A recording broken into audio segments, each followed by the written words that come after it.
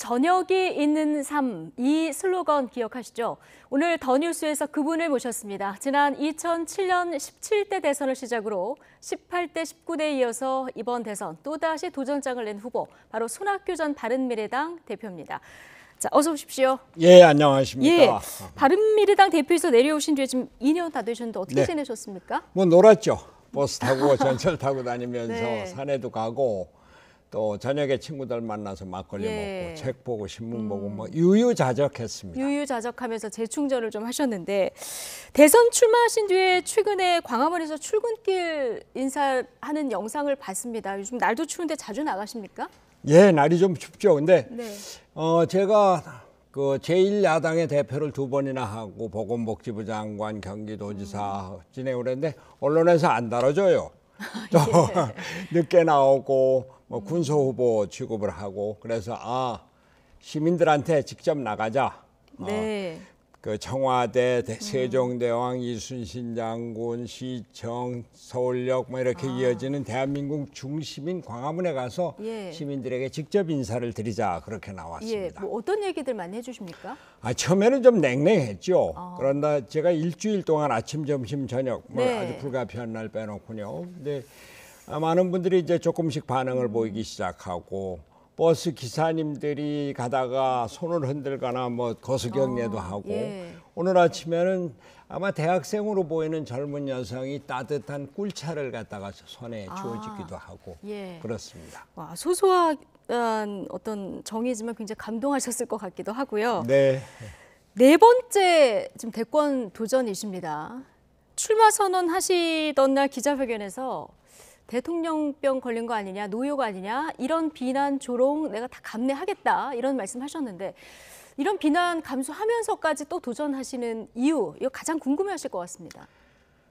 우리나라 정치 이제 바뀌어야죠. 바뀌어야 된다. 언제까지 대통령이 감옥 가는 1987년 이래 7분 대통령의 4분이 감옥 갔고 1분은 스스로 목숨을 끊었습니다. 그리고 청와대 정부라고 할 정도로 청와대 비서실이 모든 걸 쥐고 있어서 내각이나 장관이 보이지 않고 국회도 청와대 하수기관이다 이런 얘기를 듣고 뭐 심지어는 사법부까지 뭐 그런 얘기를 듣는데 우리가 경제는 10대 경제 대국이 됐어요. 경제 선진국이 됐는데 언제까지 정치 후진국으로 머물러 있어야 되느냐. 이제 국격을 좀 높여야 되겠다. 대통령다운 대통령을 좀 만들어야 되겠다. 이런 생각으로 나왔습니다. 불행한 역사를 끊고 국격을 좀 높여야 되겠다. 자, 이런 맞습니다. 소임을 가지고 나오셨다 말씀하셨는데, 자, 후보님 2018년 연말에 연동형 비례대표제 주장을 하시면서 단식도 하셨는데 그때도 이제 제왕적 대통령제 없애야 된다, 폐지해야 된다 얘기하시지 않았습니까? 그렇죠. 제가 연동형 비례대표제를 위해서 단식을 했다고 하지만 실제로는 우리나라 권력 구조를 바꿔야 되겠다. 대통령제 그리고 양당제의 극한투쟁, 무한투쟁에서는 우리가 정치적으로 정치가 경제발전, 사회발전에 기여를 하지 못한다. 그래서 우리도 유럽과 같이 뭐 내각제 또는 의회 중심주의, 독일 같은 경우는 총리민주주의라고 하는데 이렇게 권력 구조를 바꿔서 정치를 선진화시켜야 되겠다 이런 생각에서 단식을 했는데 이번 대통령 선거를 보니까 대통령 선거가 나라의 미래 비전을 제시하고 미래를 설계하는 이런 그 축제인데 서로 그냥 개인적인 인신 공격만 하고 네거티브만 하고 정책이라고는 포퓰리즘만 나오고 그래서 안 되겠다.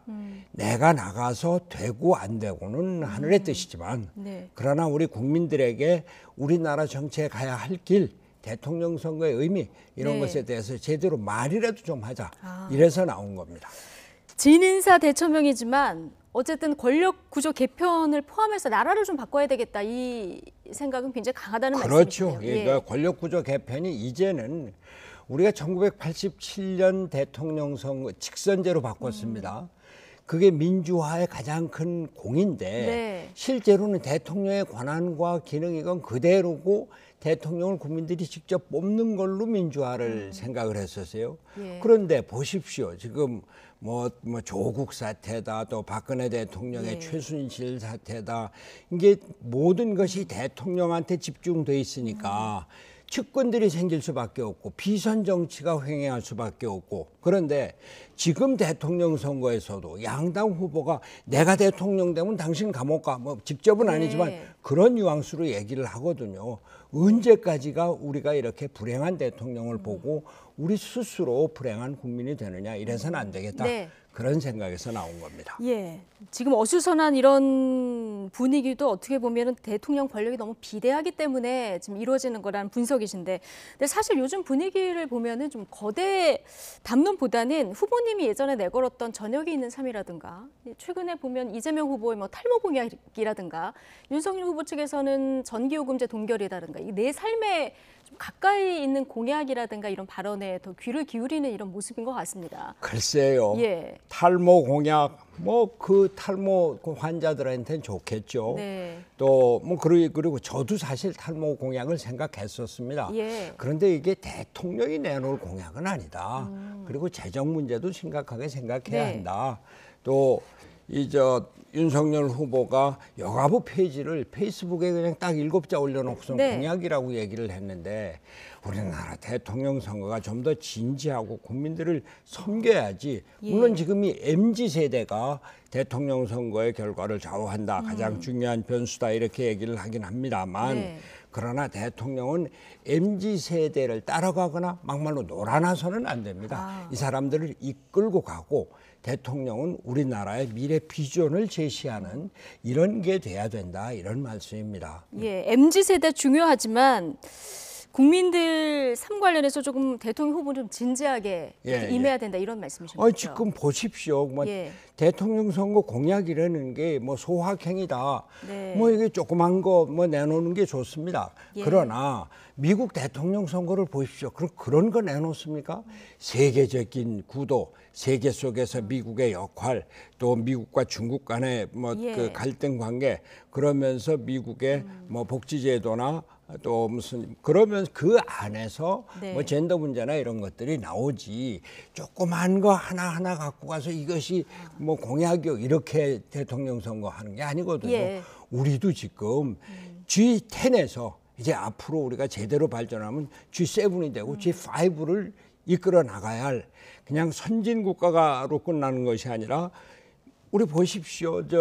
봉준호의 기생충이다, 윤여정의 미나리다, 또 뭐 오영수의 뭐 그 오징어 게임이다, BTS다, 뭐 이런 우리 문화가 세계를 선도하고 있는데 정치도 경제도 세계를 선도하는 선도 국가로 나가야 된다.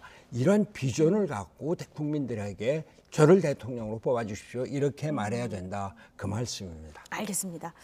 최근에 후보님 언급한 사람이 있습니다. 국민의힘 이준석 대표 얘기를 좀 해볼 텐데, 당내에서 이제 홍역을 치르면서 손학규 대표에게 단련됐다 이런 얘기를 했었거든요.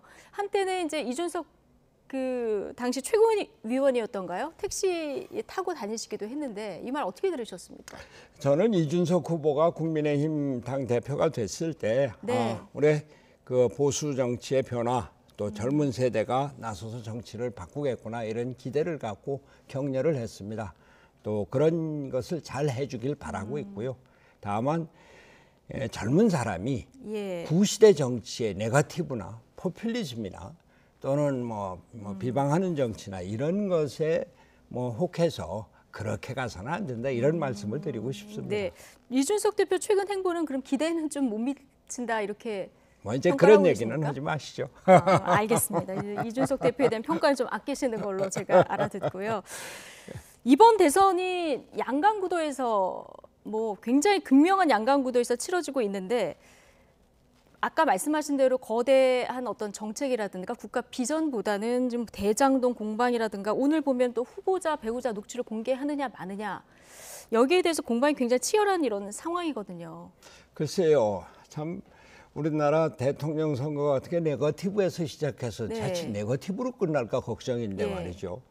뭐 이재명 후보만 하더라도 대장동 사태에서 최근에는 뭐 변호사 대납 사건에 무슨 뭐 관계되는 사람이 또 죽고, 그래서 사람들이 이재명 후보 이거 어떻게 된 거지 의혹을 갖다가 요즘은 좀 무섭다 하는 생각을 하는 것 같아요.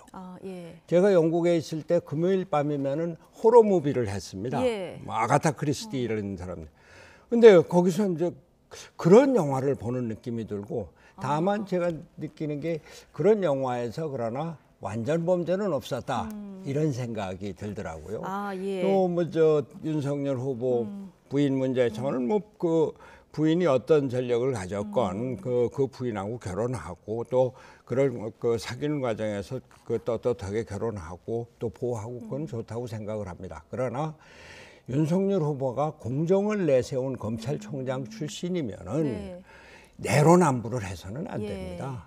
근데 뭐 나한테는 뭐가 없다 이런 것이 아니라 뭐 잘못이 있거나 과거가 있으면 그걸 내놓고 그런데 나는 우리 아내를 사랑하고 같이 갈 거고 이 잘못은 없을 거다.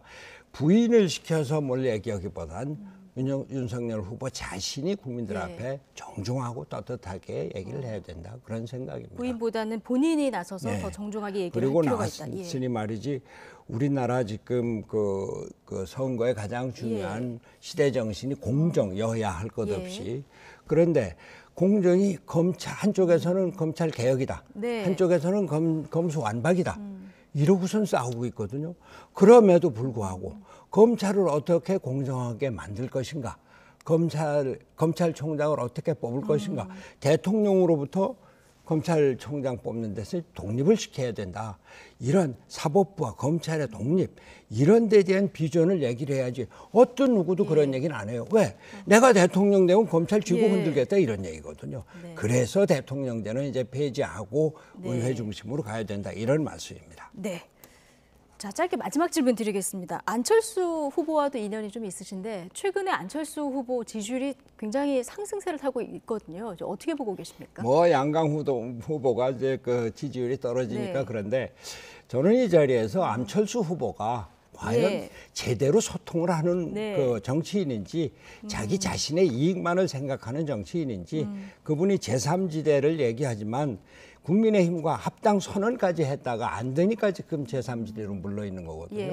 제대로 우리나라의 미래를 생각을 하면서 나의 이기주의가 아니라 또 같이 소통하는 이런 지도자가 됐으면 좋겠다. 이런 말씀을 드립니다. 알겠습니다. 끝까지 선전하시기를 바라고요. 오늘 손학규 후보와의 인터뷰는 여기까지 진행하겠습니다. 오늘 고맙습니다. 감사합니다.